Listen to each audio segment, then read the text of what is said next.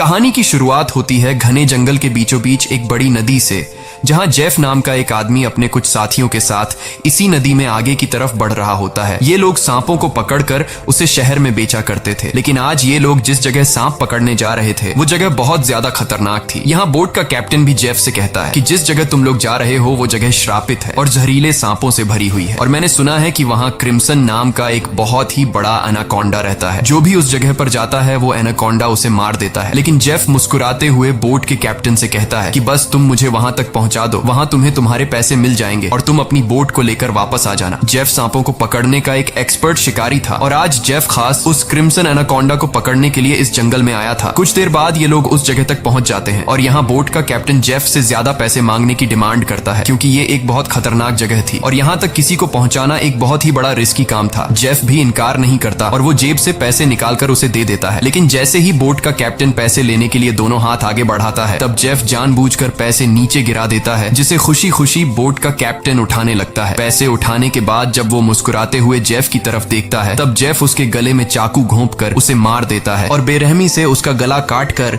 नदी के पानी में उसका सिर फेंक देता है। ये सब कुछ नदी के किनारे खड़े जेफ के साथी भी देख रहे थे। जेफ को ऐसा करते देखकर वो दोनों बहुत ज्यादा डर जाते हैं। इसके बाद जेफ अपने दो साथियों के पास आता है और उनसे कहता है कि अगर तुम दोनों ने भी मुझे धोखा देने की कोशिश की तो तुम्हारा भी यही हाल होगा। इसके बाद ये तीनों जंगल में आगे बढ़ते हुए एक जगह पर पहुंचते हैं, जहां उन्हें सांपों की एक बड़ी मूर्ति दिखाई देती है और ये देखते हुए जेफ कहता है तो आखिर क्रिम्सन एनाकोंडा की कहानी सच थी। दूसरी तरफ जेफ के साथियों को बहुत सारे सांप मिल जाते हैं, जिन्हें देखकर वो भी बहुत ज्यादा खुश हो जाते हैं। इसके बाद ये दोनों जल्दी से सभी सांपों को पकड़कर बैग में बंद करने लगते हैं, जबकि जेफ इन छोटे सांपों पर ध्यान नहीं देता और वो इस जंगल के सबसे बड़े सांप, जिसका नाम क्रिम्सन एनाकोंडा है, उसे ढूंढने लगता है। अब इन दो साथियों ने जो सांप कपड़ों के बैग में भर दिए थे, उन सांपों को अकेले एक साथी बोट तक लेकर आता है। वो देखता है कि जेफ ने जिस आदमी का गला काट कर पानी में फेंक दिया था, उसकी सर कटी लाश कुछ दूरी पर पानी में खड़ी है। ये देखकर उसे अपनी आंखों पर यकीन नहीं आया। तभी वो लाश अचानक पानी में डूब गई और तैरते हुए एक बड़ी सी चीज तेजी से उसकी तरफ बढ़ने लगी। वो आदमी डर के मारे तेजी से जंगल की तरफ भागने लगता है, लेकिन तभी बिजली की रफ्तार से एक बहुत ही बड़ा एनाकोंडा उसे जकड़ लेता है। वो एनाकोंडा उस आदमी की बॉडी पर लिपट कर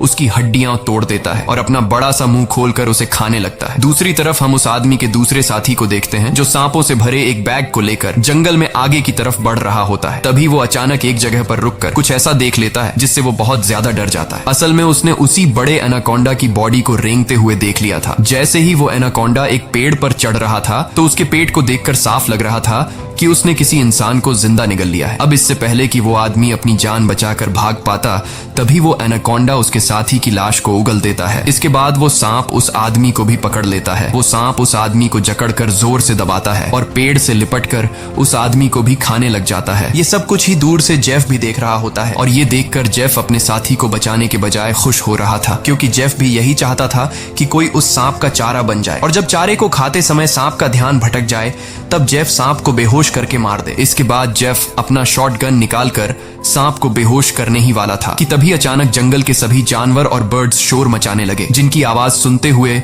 वो एनाकोंडा अपने शिकार को ऐसे ही छोड़कर चला जाता है। आखिर कुछ तो ऐसा था जिससे जंगल के सभी जानवर डर रहे थे। अब यहाँ सीन कट होता है और हमें एक सर्कस शो दिखाया जाता है। ये सर्कस अब बंद होने के कगार पर था। कोई भी इस सर्कस को देखने का इंटरेस्ट नहीं रखता था। यहाँ सर्कस के मालिक के पास बिली यांग नाम का एक लड़का आता है, जो सर्कस के मालिक को पैसों से भरा हुआ एक सूटकेस देकर सर्कस में काम करने वाले सभी लोगों को खरीद लेता है, क्योंकि उसने थाईलैंड जाकर एक नया सर्कस खोलने का प्लान बनाया हुआ था। सर्कस के लोग बिली यांग के पास इतने सारे पैसे देखकर परेशान हो जाते हैं, क्योंकि आज से कुछ साल पहले बिली यांग बहुत गरीब हुआ करता था। वो भी इन लोगों के साथ मिलकर सर्कस में काम किया करता था, लेकिन पता नहीं कि बिली यांग अब कौन सा ऐसा काम करने लगा जिससे वो रातों रात इतना अमीर हो गया। अगली सुबह बिली यांग बोट के जरिए सभी लोगों को थाईलैंड ले जाने का प्लान बनाता है। अब क्योंकि बिली यांग ने इन सभी लोगों को खरीद लिया था, इसलिए ये सभी उसकी बात मानकर बोट में बैठ जाते हैं और बोट का कैप्टन बोट को चलाने लगता है। रास्ते में बिली यांग बाथरूम में छिपकर किसी को कॉल करता है और कॉल पर वो सामने वाले से कहता है कि डिलीवरी तैयार है, जल्द ही मैं इन लोगों को लेकर तुम्हारे पास पहुंच जाऊंगा। बिली यांग की इन बातों से हमें पता चलता है कि वह बोट पर मौजूद लोगों के साथ कुछ गलत करने वाला है। कुछ दूर आगे जाने के बाद ये लोग देखते हैं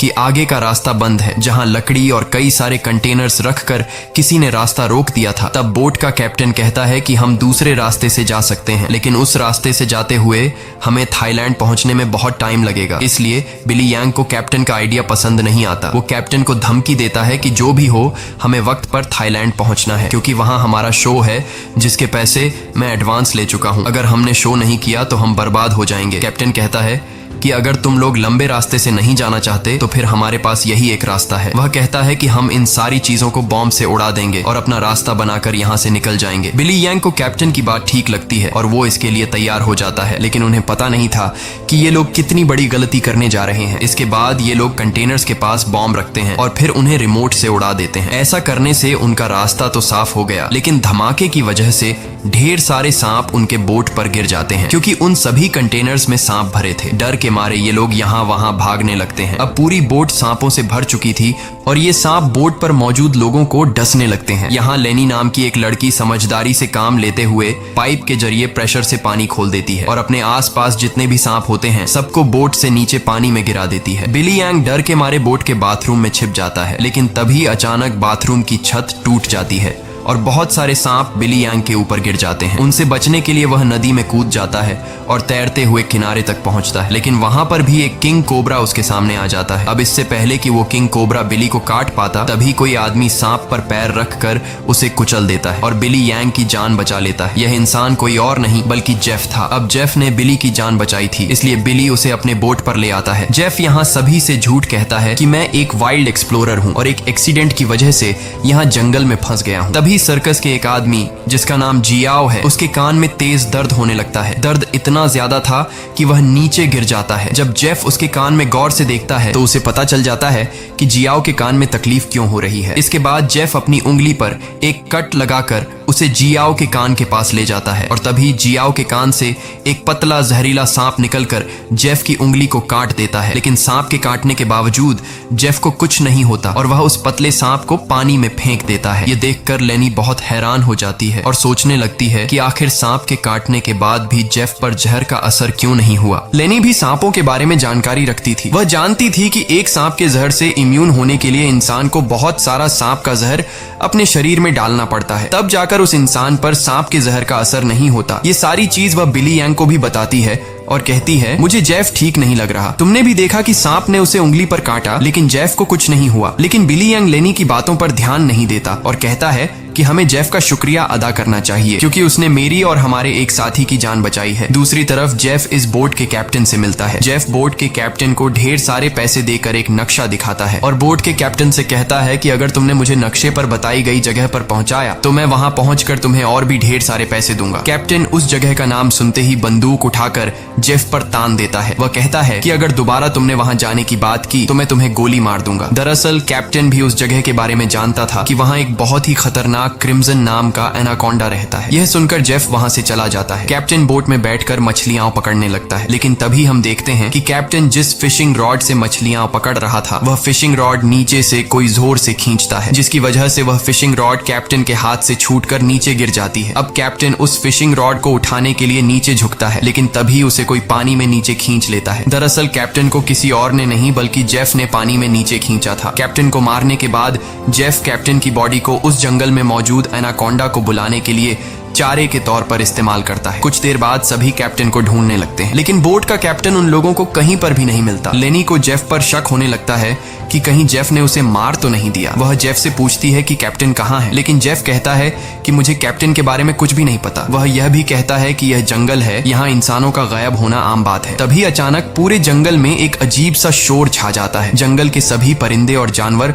शोर मचाकर भागने लगते हैं। तभी एकदम से उन सबको पानी में कुछ अजीब सी हलचल सुनाई देती है। एक साथी कहता है कि यह आवाज कैसी है। तब जेफ खुश होकर कहता है कि कुछ बड़ा आने वाला है। जेफ की खुशी से यह साफ जाहिर हो रहा था कि जैसे वह इस आने वाले खतरे का इंतजार कर रहा था। तभी हम देखते हैं कि नदी की गहराई में एक बहुत ही बड़ा एनाकोंडा जेफ के लगाए जाल की तरफ बढ़ रहा है। जेफ का लगाया हुआ फिशिंग रॉड जोरों से नीचे की तरफ खींचता है। अब जेफ एनाकोंडा को पकड़ने के लिए फिशिंग रॉड को पकड़ने की कोशिश करता है, लेकिन वह एनाकोंडा इतनी आसानी से जेफ के जाल में कहां फंसने वाला था। तभी वह एनाकोंडा उनके सामने आ जाता है। यह एनाकोंडा आकार में बहुत बड़ा और बेहद डरावना था, जिसे देखकर सबके गले में सांसें अटक जाती हैं। जेफ ने जो फिशिंग रॉड की रस्सी पकड़ी हुई थी, एनाकोंडा उस रस्सी को जोर से खींचता है, जिससे जेफ नीचे पानी में गिर जाता है। वह एनाकोंडा जेफ को पानी में इधर उधर पटकने लगता है, लेकिन जेफ इतनी आसानी से हार मानने वाला नहीं था। वह खुद को बचाने के लिए तैरते हुए उसी नदी में मौजूद एक छोटी बोट पर चढ़ जाता है और एनाकोंडा को पकड़ने वाले जाल की रस्सी को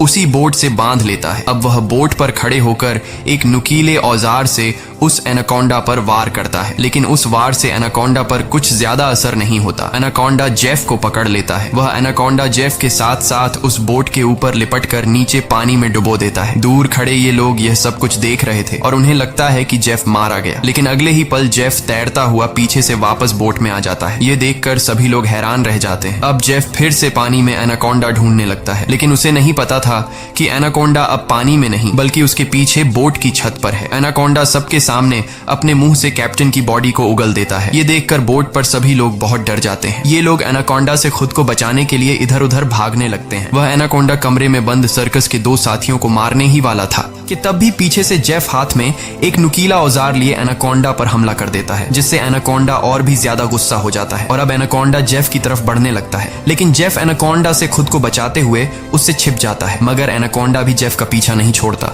वह जेफ को ढूंढने के लिए बोट के अंदर घुस जाता है, जहां बोट के अंदर सर्कस के बाकी लोग भी छिपे हुए थे। लकीली एनाकोंडा बिली और डायना को देख नहीं पाता। वह उनके ऊपर से रेंगते हुए खिड़की से होकर बोट से बाहर निकल जाता है। ये सभी लोग बोट के कोने कोने में छिपे हुए थे। एनाकोंडा इन लोगों को ढूंढते हुए जब बाथरूम की तरफ जाता है तो वह एक बच्चे और जियाओ को देखता है। एनाकोंडा तुरंत उन दोनों पर हमला कर देता है, लेकिन यह दोनों खुद को बचाते हुए वहां से निकल जाते हैं। अब उनके पास लेनी भी पहुंच जाती है। जैसे ही एनाकोंडा लेनी पर हमला करता है, तब जियाओ समझदारी से काम लेते हुए एनाकोंडा के सिर के आगे एक मटका लाता है, जिससे एनाकोंडा का सिर मटके के अंदर फंस जाता है। मटके से अपना सिर निकालने के लिए एनाकोंडा तड़पने लगता है और इसी हलचल में यहाँ पर केरोसिन ऑयल का गैलन गिर जाता है। एनाकोंडा अपने सिर से मटके को निकालने के लिए पूरी तरह से बेकाबू हो जाता है। वह यहाँ वहां खुद को मारता है और आखिर में वह अपने सिर को बोट से पटक कर मटके को तोड़ देता है, जिससे उसका सिर आजाद हो जाता है। लेकिन आजाद होते ही पीछे से जेफ एनाकोंडा के गले में रस्सी का फंदा डाल देता है। इससे पहले कि जेफ उस एनाकोंडा को पकड़ पाता, तभी नीचे केरोसिन ऑयल गिरने की वजह से बोट में आग लग जाती है और आग धीरे धीरे बढ़ते हुए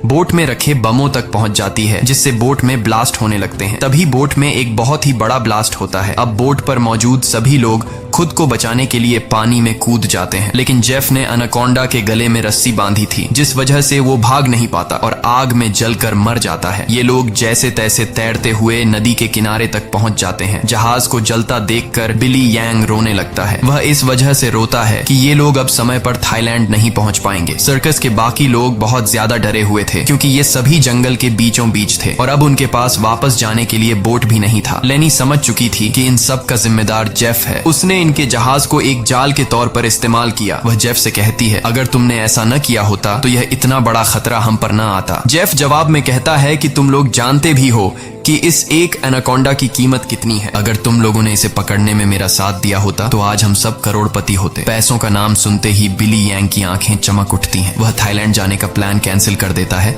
और दौड़कर जेफ के पास आता है और कहता है, मैं तुम्हारे साथ हूँ। बताओ इस एनाकोंडा को पकड़ने के लिए हम क्या कर सकते हैं और हमें पैसे कैसे मिलेंगे। उसके बाद जेफ एक मैप निकालता है और उन्हें दिखाते हुए कहता है, अगर तुम लोग मेरी मदद करोगे तो इस मैप के जरिए मैं तुम्हें 1-2 दिन के अंदर थाईलैंड पहुंचा दूंगा। अब यहाँ बिली यांग और टीम के बाकी लोग जेफ के बोट तक जाने के लिए मान जाते हैं, लेकिन लेनी को जेफ पर बिल्कुल भी भरोसा नहीं था, इसलिए वह वहां जाने से इनकार कर देती है। तभी सर्कस टीम की एक लड़की की तबीयत अचानक खराब होने लगती है। जब बिली यांग उसके कंधे को देखता है तो उन्हें पता चलता है कि उस लड़की को एक बहुत ही खतरनाक मकड़ी ने काटा है, जिसके जहर से वो मर भी सकती थी। ये देखकर जेफ वहां पर मौजूद सभी लोगों से कहता है, मेरे पास एक ऐसी दवाई है जिससे उस लड़की का इलाज हो सकता है, लेकिन वह दवाई मेरे बोट में रखी गई है। अगर तुम इसका इलाज करना चाहते हो तो तुम्हें मुझे मेरी बोट तक पहुंचाना होगा। अब न चाहते हुए भी लेनी जेफ के साथ चलने को तैयार हो जाती है। कई घंटों के सफर के बाद जब एक साथी नदी का पानी पीने लगता है तब जेफ उसे रोक देता है और जेफ सभी से कहता है, यहाँ का पानी कभी भी मत पियो। यहाँ के पानी में ऐसे कीड़े हैं जो पानी पीते समय इंसान के अंदर चले जाते हैं। इसके बाद वो कीड़े उस इंसान के अंदर ऐसी प्यास लगाते हैं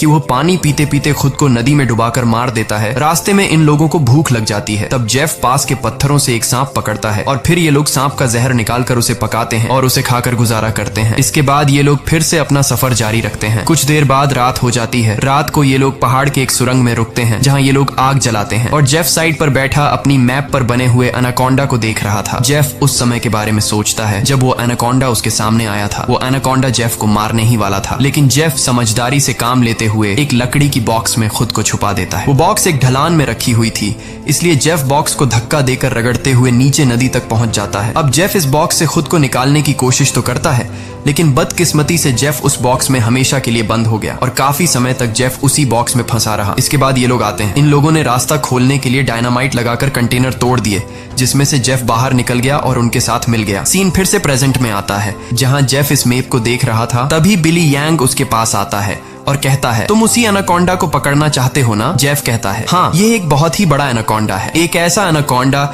जो इस पूरे जंगल का राजा है। यहाँ के सभी जानवर इस एनाकोंडा से डरते हैं। इसने दुनिया के बड़े बड़े शिकार किए हैं, यहाँ तक कि इसने अपने ही जैसे बड़े बड़े एनाकोंडा को मार गिराया। और अगर हम उसे पकड़ने में कामयाब हुए तो हम रातों रात मिलियनेयर बन जाएंगे। पैसों का सुनते ही बिली यंग कहता है, मैं आपके साथ उस एनाकोंडा को पकड़ने के लिए तैयार हूँ। अब काफी रात हो जाती है और ये सभी लोग सो जाते हैं। तभी सर्कस के एक साथी की किसी अजीब सी आवाज से आंख खुलती है। वो देखता है कि उसका भाई यहाँ नहीं है। अपने भाई को ढूंढते हुए वो उस सुरंग से बाहर आया और उसे ढूंढते हुए नदी के पास जाता है, जहां वो देखता है कि उसका भाई अपने आप को नदी के पानी में डुबाने की कोशिश कर रहा है। ये आदमी उसे ऐसा करने से रोकता है, पर उसका भाई इसकी कोई बात नहीं सुनता। और तब वो देखता है कि उसके भाई की नाक से कुछ अजीब से कीड़े निकल रहे हैं, जिसे देखकर वो समझ जाता है कि इसने इस नदी का पानी पी लिया है। जो कि जेफ ने बताया भी था कि इस नदी का पानी पीने के बाद उस पानी के अंदर मौजूद कीड़े उस इंसान को इतनी प्यास लगा देते हैं कि वो इंसान खुद को उस पानी के अंदर डुबाने पर मजबूर हो जाता है। और ठीक ऐसा ही होता है। अपने भाई को मरा हुआ देखकर ये आदमी बहुत ज्यादा रोता है और वापस सुरंग में आ जाता है। अगली सुबह ये लोग दोबारा अपने सफर पर निकल जाते हैं। कई घंटों का सफर तय करने के बाद ये लोग एक नदी के पास पहुंच जाते हैं और अब इन लोगों को अपनी मंजिल तक पहुंचने के लिए उस नदी में से होते हुए पैदल जाना पड़ेगा। अब ये लोग पहले तो उस नदी में उतरने से काफी ज्यादा डर रहे थे, लेकिन कोई दूसरा रास्ता न होने की वजह से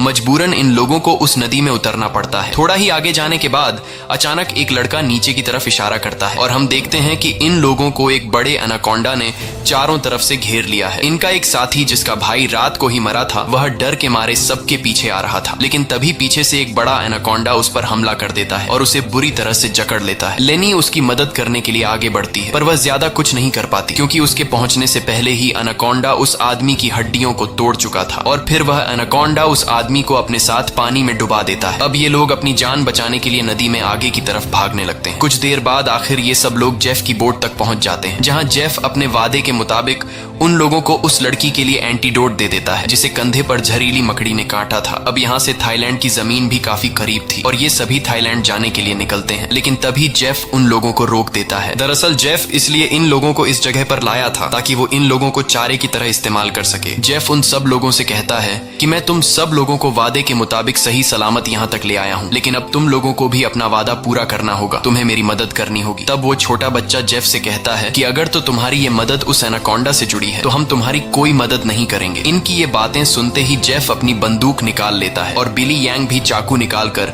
उसका साथ देने लगता है। बिली यांग सभी से कहता है कि जेफ जो भी कह रहा है तुम्हें उसकी बात माननी चाहिए। यहाँ लेनी कहती है कि तुम लोग पागल तो नहीं हो गए हो, उस एनाकोंडा को पकड़ना बहुत मुश्किल है, क्यों तुम लोग अपनी जान से हाथ धोना चाहते हो? जेफ कहता है, हाँ तुम ठीक कह रही हो, उस एनाकोंडा को पकड़ना मुश्किल तो है पर नामुमकिन नहीं, क्योंकि उस एनाकोंडा को खाते हुए जब उसका ध्यान भटक जाए तब उसे पकड़ा जा सकता है। उसके बाद बिली यांग और जेफ सर्कस टीम के 2 लोगों को रस्सी से बांधकर सांप का चारा बनाते हैं। वह बच्चा बिली यांग से कहता है, तुम ऐसा क्यों कर रहे हो? सोचो, अगर हम लोग मर गए तो तुम्हारी सर्कस में कौन परफॉर्म करेगा? ये सुन सुनकर बिली यांग जोर जोर से हंसने लगता है और उस बच्चे से कहता है कि क्या तुम लोगों ने कभी सोचा नहीं कि मैं इतनी जल्दी कुछ ही सालों में इतना अमीर कैसे हुआ? अरे पागलो, मैं तुम लोगों को थाईलैंड में सर्कस के लिए थोड़ी लेके जा रहा था। मैं तो तुम्हारी बॉडी के ऑर्गन्स को बेचकर बहुत सारा पैसा कमाने वाला था और यही मेरा बिजनेस है। लेकिन अब देखो, मैंने अपना प्लान चेंज कर दिया। अब मैं जेफ के साथ मिल गया हूँ क्योंकि मैं जानता हूँ कि तुम्हारे बॉडी पार्ट्स से भी ज्यादा पैसे मुझे ये एनाकोंडा दे सकता है। दूसरी तरफ जेफ ने उन दो लड़कियों को भी बांध दिया था और अब वो एक लड़की से बदतमीजी करने लगा था। अब यहाँ वो लड़की समझदारी से काम लेते हुए ऐसा दिखाती है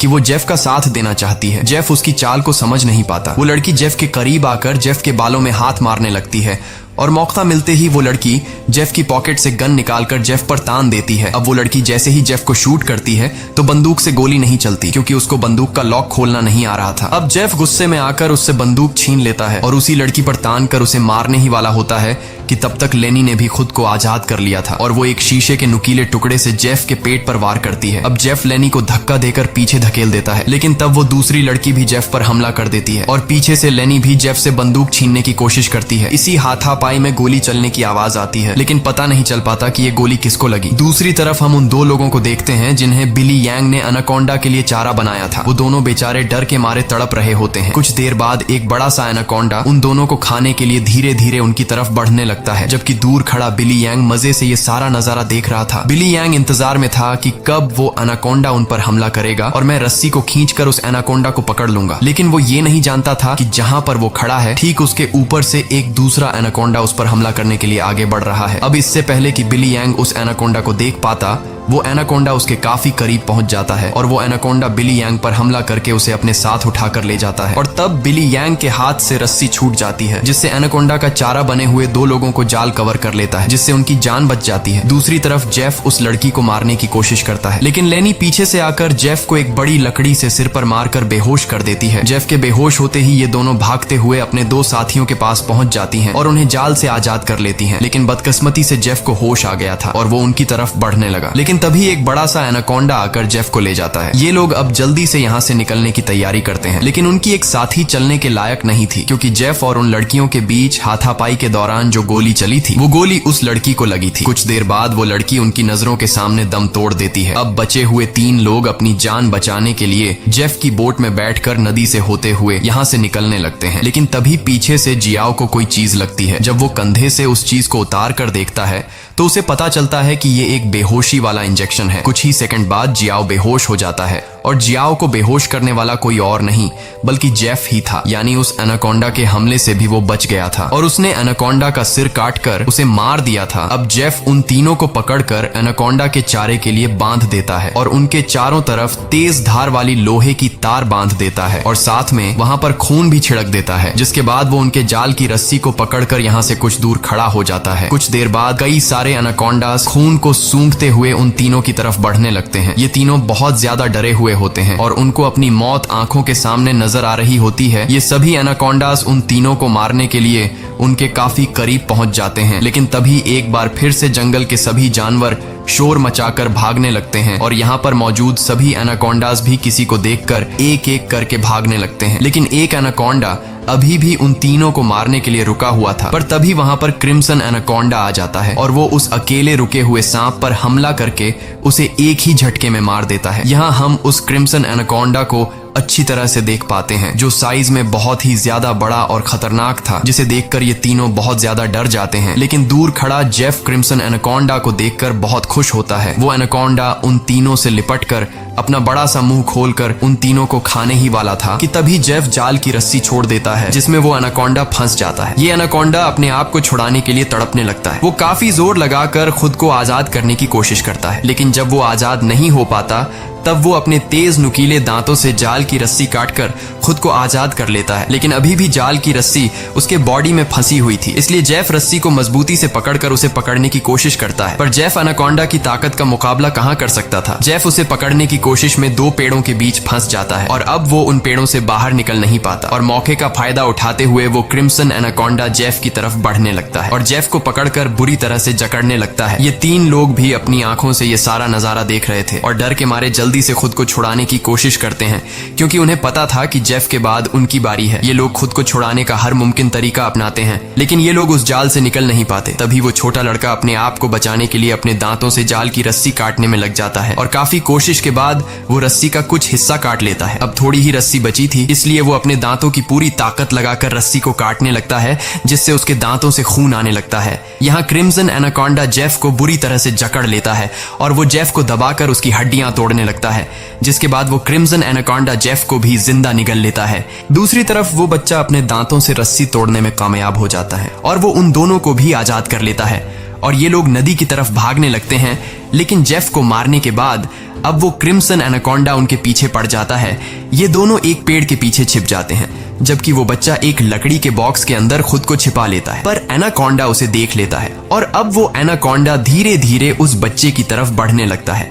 बच्चा पूरा जोर लगाकर उस कंटेनर से बाहर निकलने की कोशिश करता है, लेकिन उस कंटेनर के दूसरी तरफ का दरवाजा बंद था। वो बच्चा चिल्लाकर उन दोनों से मदद के लिए पुकारता है और वो एनाकोंडा भी अब बच्चे के काफी करीब आ चुका था। अब इससे पहले कि एनाकोंडा उस बच्चे को मार पाता, तभी बाहर से जियाओ कंटेनर का दरवाजा तोड़कर उस बच्चे को बचा लेता है। अब ये तीनों फिर से अपनी जान बचाने के लिए एनाकोंडा से भागने लगते हैं, लेकिन ये पूरा जंगल उसी एनाकोंडा का था। इस जंगल में होते हुए ये लोग उससे बचकर नहीं जा सकते थे, इसलिए ये लोग एक पेड़ के पीछे छिप जाते हैं। पर तभी कुछ दूरी पर वो एनाकोंडा उन्हें देख लेता है। उन्हें देखते ही वो एनाकोंडा तेजी से उनकी तरफ आने लगता है। ये लोग खड़े होकर अपनी मौत का इंतजार करने लगते हैं, क्योंकि ये लोग जान चुके थे कि अब उनकी जान नहीं बच पाएगी। पर जैसे ही वो एनाकोंडा अपना बड़ा मुंह खोलकर उन पर हमला करता है, तभी एक मजबूत लोहे की नुकीली तार से उसका सिर बीच से कट जाता है। ये नुकीली तार असल में जेफ ने बिछाई थी, जिससे क्रिम्सन एनाकोंडा का खात्मा हो जाता है। ये लोग यकीन नहीं करते कि उनकी जान बच गई और ये लोग काफी देर तक उसकी बॉडी को देखते रहते हैं और फाइनली ये लोग जल्दी से उस जंगल को छोड़कर यहाँ से निकल जाते हैं। इसी के साथ ये कहानी खत्म हो जाती है। अगर आपको ये वीडियो अच्छी लगी हो तो हमारे चैनल को सब्सक्राइब और वीडियो को लाइक जरूर कीजिएगा।